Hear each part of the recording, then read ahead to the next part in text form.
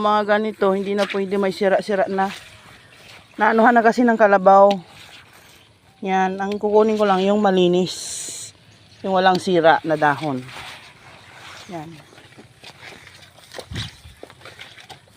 Lagi kasi maulan sa amin dito guys. Kaya yung putik, as in talaga.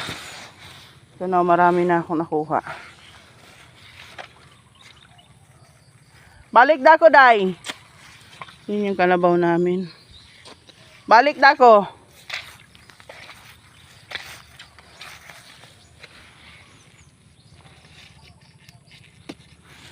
Yan.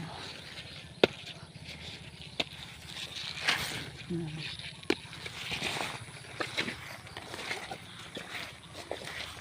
Pag ano kasi talbos lang, unti lang makukuha mo.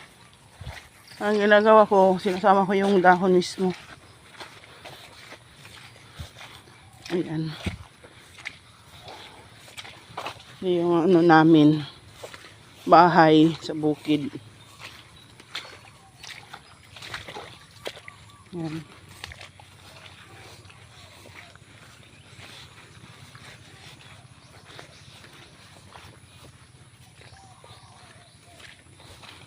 Tapos yun yung palaya namin, oh.